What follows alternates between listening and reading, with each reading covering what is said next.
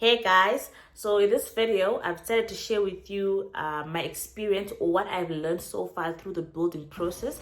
So we are building a house in Zimbabwe. I think our house is about 70% complete. I like to think we're almost there. So I just thought maybe I should just come here and just give you guys some of the tips and the lessons through the whole journey of getting a property, starting to build, and how it has been so far. Before we go any further, if you have not yet subscribed to the channel, please do subscribe. There's so much exciting content that is going to come through. So first off, I would like to share with you guys how we paid for a property, how we acquired the land that we're building on. So we basically did a 1 year of savings, plus we got a lump sum of money that we got from somewhere, and then we waited for our bonuses. So we basically paid for this property towards end of year, and this was about 2 years back. And then we got a payment plan which was for 12 months, which we finished within about 10 to 11 months. So we paid for our land in full, the total amount. I will do another video with all the costs involved, but just for you to get an idea, our initial deposit was about 15,000 or 14 point something, close to 15,000. And then the total value of the stand was just over $40,000. So just the land without the building. And then we started building beginning of last year. We drilled a borehole in December last year. We finished paying the stand around October, and then we drilled a borehole in December, and then we started building around January. And then up to the end of the year, we managed to complete about 40% of the house. And then beginning of this year again, we did another part, so we are about 70% plus or minus, right? So our pace and time frame of building is mainly being determined by the availability of resources.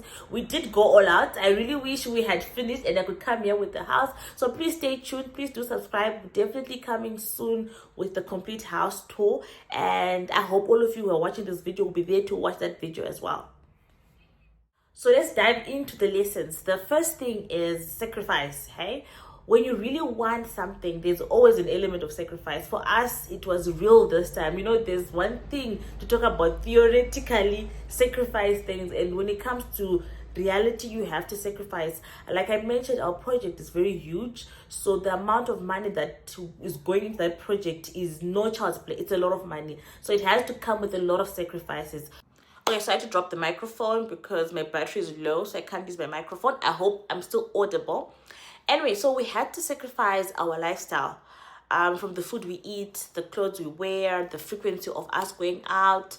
I think we used to enjoy going out sometimes. We've never been people who really spend a lot of money. I think me and my husband, there's something common about us.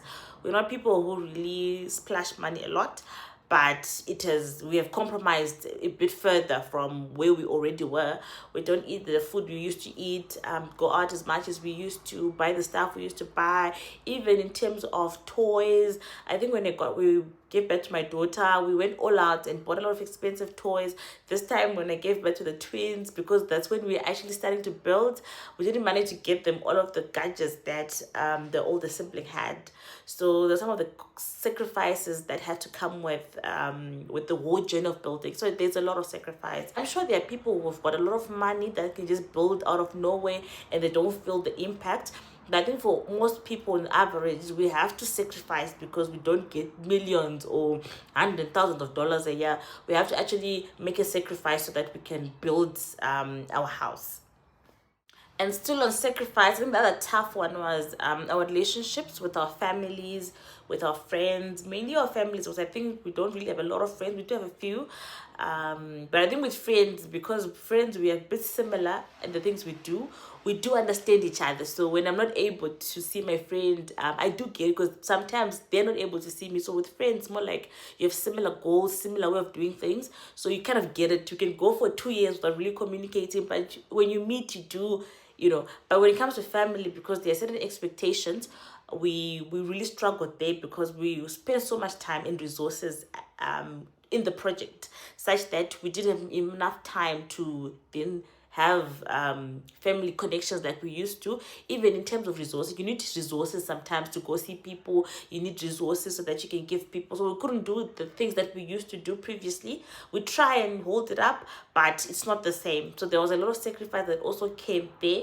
It was a tough one because that meant also, because remember I mentioned I just given birth. The reason why I'm not separating my birth stories, because that's the real picture. Hey, when you're building, it's not like everything else stops. Your life still goes on. You still have responsibilities, you still have kids, you still have family. So I have to really emphasize this, how the building project actually had that ripple effect onto even our relationships with our family, because of the time spent there, the resources that were spent there. And also I think for us uniquely, because we also had just given birth to twins and we had 3 kids, were almost the same age, who needed our attention. So all of those things just came into play, and it was very difficult to maintain relationships. It was difficult to create time for family. Another tough lesson was every dollar counts. It's related to the sacrifice, but in a more elaborate way, every dollar counts. You know how we've never been people really particular about every dollar. Like, you can just say you left $1 in your clothes and you don't mind. I was laughing when I got married to my husband. Every time I'll check his pocket when doing laundry, when sending the clothes for laundry, I would see money in his pocket. Now I hardly see money, because every dollar counts. Every dollar is working. Every dollar. If you leave $1 in the kitchen, so sometimes like the maid might take, or someone might take the dollar. Now I notice I left $2. Where is it? Previously it wasn't an issue. I wouldn't even think about it. I left $1 on top of the fridge, but because you need each and every dollar that you're making to work in the house, to work somewhere, every dollar. Because that's another harsh or another tough realization through the whole building project, that everything that you're making, could do something. There's no money that's too little, hey? Another tough lesson was you need to work hard. Okay, so I'll put it this way. Yes, we are both employed. We really work hard at our jobs, but it's not enough. Unfortunately, it is not enough. We had to try so many things. We tried businesses that failed. I'll do another video on failed businesses. Please do subscribe so that you can, get to hear the stories about failed business. I think, like, really these days, when you come into a house and actually find me or my husband sleeping or just resting, it's either we're attending to the kids, we're playing with the kids, or we're looking for something. We're looking for passive sources of income. We're looking for investment opportunities. We're looking for, how can I maximize? We're trying to juggle a lot of things. You have to juggle your work, your family. You have to juggle making extra income. So I think the major drive that is driving this for us, to be honest, is that project that we have. We want to finish it. There's the motivation to finish it. There's, you've already come this far, and you can't just give up now. So there's that drive, that motivation that comes with, I need to complete this project. So that's a beautiful thing. I think that people have been building, I've experienced it, how beautiful it is to see something flourishing and coming to life, and your vision coming to life. And that only just pushes you. Hey, another very tough or reality that you need to realize, you need to work extra hard. We still work extra hard. There's no day or time that we actually sit and relax without doing anything. We're looking for ways. How do we improve? How do we make more money? How do we maximize? How do we become more productive? It's always an ongoing thing with us. And then another one is people's stories, paces, everything's different in life. Don't compete with anyone. I think there's another harsh reality, a tough one. So you find that our project where it is, there people are still building. It's not like a complete and you're just building a house where there are already houses. People are actually starting to build. People started last year but one. Last year, that's when most of the building took place. So people erected these huge houses and everything. And there was a certain level of pressure to say, I want to finish. And you see this person starting after you and they're finishing, and yet you started before them. But you have to also understand that people get money differently. People have different resources. People get all of this done in different ways. So it's another reality. You said just run your race, move in your pace. Yes, you work hard so that you can finish, but don't then kill yourself trying to compete with the next person. You need to do your stuff at your own pace. Then another one, this one is very important. Hey, so most people when they're building, your life basically just becomes about building. everything. Yes, I know I mentioned about sacrifice as the first point, which is there, but not sacrifice to the extent that you are non-existent. Your life is non-existent. It shouldn't be non-existent, because another harsh reality, because we're sacrificing so much, you realize that you no longer had a life. You no longer enjoying whatever you're doing. You're just, everything about you is becoming about that project. It shouldn't be like that. Yes, you have a certain level of sacrifice that you need to do, but also leave room so that you still enjoy the day to day. Because I know people have heard that, someone is just in the half of building their house, that person is normal, or something would have happened.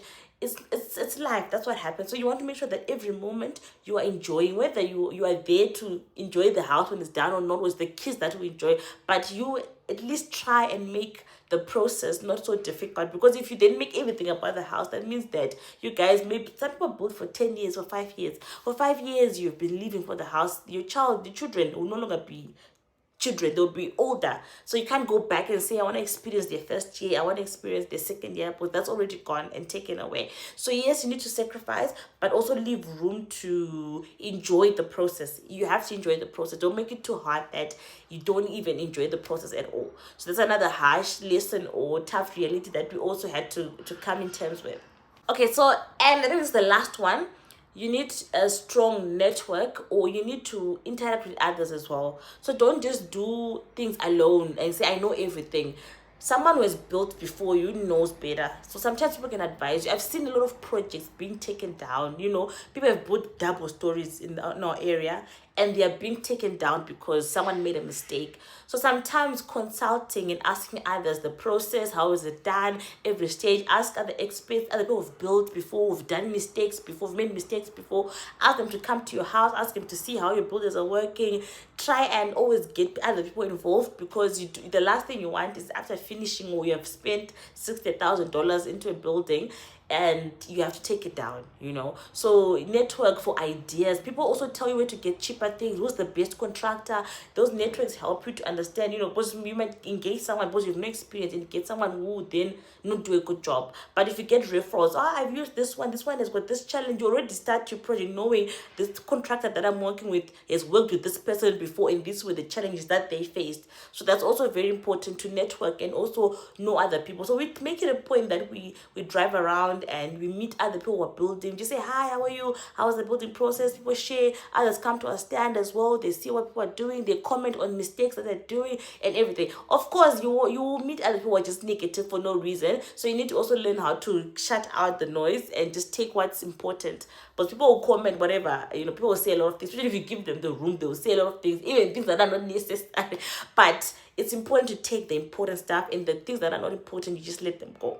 So guys, that's all I have today to share with you on the experience that we've had building so far, and the toughest lessons that we've learned, and the good lessons that we've learned so far. I hope this video was so helpful. I will be sharing a lot more on this channel, so if you've not yet subscribed to the channel, please do.